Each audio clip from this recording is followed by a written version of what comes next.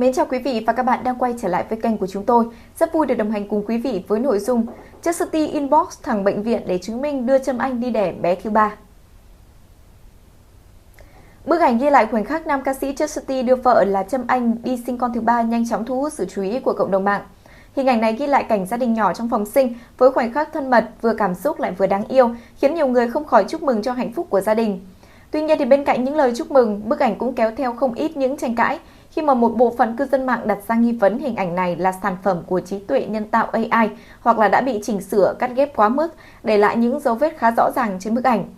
Những ý kiến tranh luận trên các diễn đàn, hội nhóm và trang mạng xã hội đã tạo nên một làn sóng bàn tán sôi nổi, khiến cho câu chuyện trở nên nóng hơn cả hình ảnh gia đình đang chào đón một thành viên mới. Và trước những nghi ngờ đó, Chastity đã không để cho mọi việc bị kéo dài và gây hiểu lầm thêm nữa. Nam ca sĩ nhanh chóng lên tiếng giải thích rằng bức ảnh thực chất là sản phẩm ghép từ rất nhiều những khoảnh khắc khác nhau nhằm chọn ra một tấm ảnh đẹp nhất để chia sẻ với người hâm mộ. Anh chia sẻ rằng không có mục đích gian dối, chỉ là để lưu giữ những khoảnh khắc ý nghĩa và đẹp đẽ nhất trong hành trình đưa vợ đi sinh. Dù lời giải thích này cũng đã phần nào làm sáng tỏ bức ảnh, thế nhưng vẫn chưa đủ để dập tắt hoàn toàn đi nghi ngờ từ một số những cư dân mạng vốn tỏ ra thận trọng và đang khó tin. Không muốn câu chuyện bị đẩy đi quá xa và tạo thêm hiểu lầm nữa, Chastity đã tiếp tục có động thái khiến dân mạng không khỏi cảm thấy ngạc nhiên. Anh quyết định inbox trực tiếp cho fanpage của bệnh viện nơi vợ sinh với mong muốn là xác thực bức ảnh. Trong đoạn tin nhắn gửi đến fanpage, Chastity vừa bày tỏ lời cảm ơn tới đội ngũ y bác sĩ, vừa tha thiết nhờ phía bệnh viện có thể xác nhận rằng người xuất hiện ở trong bức ảnh thực sự là anh trong ngày hôm đó, nam ca sĩ viết.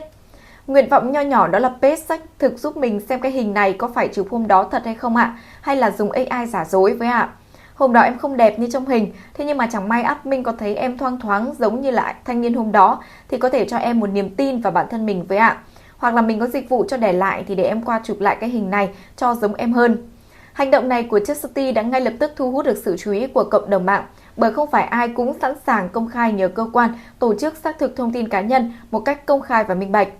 Động thái của nam ca sĩ vừa thể hiện được sự nghiêm túc đối với thông tin mà anh chia sẻ, lại vừa phản ánh được cách xử lý tình huống rất tinh tế và quyết liệt trước những tranh cãi không đáng có trên mạng xã hội những ngày qua. Ngay sau khi nhận được tin nhắn, fanpage của bệnh viện cũng đã phản hồi công khai dưới bài đăng của Chastity. Tài khoản fanpage gửi lời chúc mừng tới gia đình của nam ca sĩ vì sự kiện đặc biệt, đồng thời cũng khẳng định rõ ràng rằng đây không phải là ảnh AI mà chính là hình ảnh thật. Đại diện bệnh viện còn tiết lộ thêm rằng video ghi lại toàn bộ hành trình sinh con của gia đình Chastity và Trâm Anh đang được biên tập, nhấn mạnh yếu tố người thật, việc thật, cảm xúc thật 100%. Phản hồi này ngay lập tức cũng đã dập tắt rất nhiều những nghi vấn, đồng thời tạo cảm giác yên tâm cho những người hâm mộ từng theo dõi câu chuyện. Đáp lại thông tin từ phía của bệnh viện này, Chastity cũng đã để lại bình luận khẳng định rằng nếu như ai vẫn còn nghi ngờ thì anh sẵn sàng đến tận nơi để nghe bác sĩ kể lại toàn bộ câu chuyện trong ngày vợ sinh. Câu trả lời này không chỉ thể hiện được sự kiên định của nam ca sĩ trước dư luận mà còn chứng tỏ thái độ vô cùng tôn trọng sự thật và minh bạch với những người hâm mộ. Cư dân mạng cũng đã nhanh chóng bày tỏ sự thích thú và ủng hộ động thái và cách xử lý thông minh thẳng thắn này của Chastity. Đồng thời cũng nhiều người nhận xét rằng đây là một ví dụ đáng học hỏi về cách bảo vệ thông tin cá nhân và hình ảnh gia đình trên mạng xã hội. Trước đó, trong những ngày gần đây, Chastity cũng đã vướng nhiều tin đồn liên quan đến đời tư. Nam ca sĩ chọn cách im lặng, không đôi co với những thông tin chưa xác thực để tránh tạo thêm xung đột và làm loãng đi sự chú ý vào những vấn đề quan trọng hơn. Tuy nhiên thì sáng ngày 23 tháng 3, Chastity cũng đã đăng tải hình ảnh đồng hành cùng với Trâm Anh trong lúc bà xã vượt cạn. Hình ảnh này nhanh chóng được lan truyền và nhận được rất nhiều những lời chúc phúc từ phía cộng đồng mạng. Tuy nhiên, việc chỉnh sửa ghép ảnh cũng để chọn tấm đẹp nhất vô tình lại tạo ra một nghi vấn mới về tính xác thực của hình ảnh, khiến Chastity phải trực tiếp vào cuộc mới có thể giải quyết. Vừa rồi là những thông tin mới nhất được cập nhật trên kênh của chúng tôi. Cảm ơn quý vị đã quan tâm theo dõi. Xin chào và hẹn gặp lại.